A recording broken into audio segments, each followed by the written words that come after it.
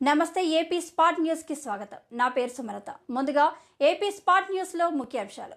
విజయనగరం జిల్లా సంతకవిటి మండలం జావాం పగడాలమ్మ జాతరలో బందోబస్తులు విధులు నిర్వహిస్తున్న ఎస్ఐ గోపాలరావుపై మద్దూరు శంకరపేట గ్రామానికి చెందిన ఎడ్ల రమణ అనే యువకుడు ఎస్ఐ గోపాలరావుపై దాడి చేసి వెనక నుండి అతని పీకన్నులిమి మెడలో ఉన్న బంగారం చైన్తో పరారయ్యాడు. ఆ యువకుడిపై కేసు నమోదు చేసి పోలీసులు పరారీలో ఉన్న యువకుడిని పట్టుకుని అరెస్ట్ చేసి రిమాండ్కు పంపిస్తున్నట్లు రాజాం రూరల్ సీఐ ఉపేంద్ర మీడియాకు తెలిపారు. ఈ నెల 13వ తారీఖున విజయనగరం జిల్లా సంతకవిటి మండలం జావా గ్రామంలో గ్రామదేవత పండగ ఉత్సవాలు జరిగాయి.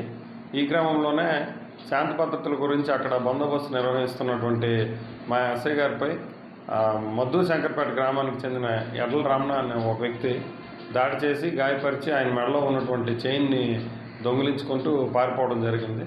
ఆ వ్యక్తిని నేను మనం సంతకవిటి మండలంలో ఎంఎస్ఆర్పురం జంక్షన్లోని నేను సాయంత్రం అదుపులోకి తీసుకోవడం జరిగింది.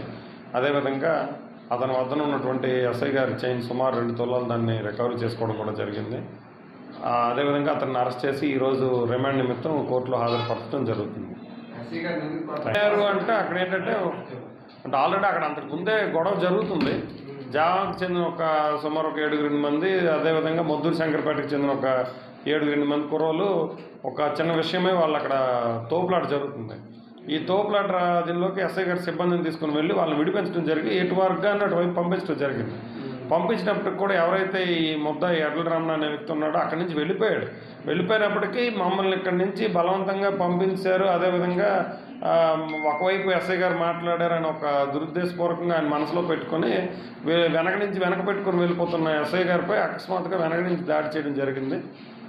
దాడి చేసి ఆయన్ని ఎస్ఐ గారిని కింద తోసిన తర్వాత ఆయన మెడలో ఉన్నటువంటి చైన్ దొంగిలించడం జరిగింది.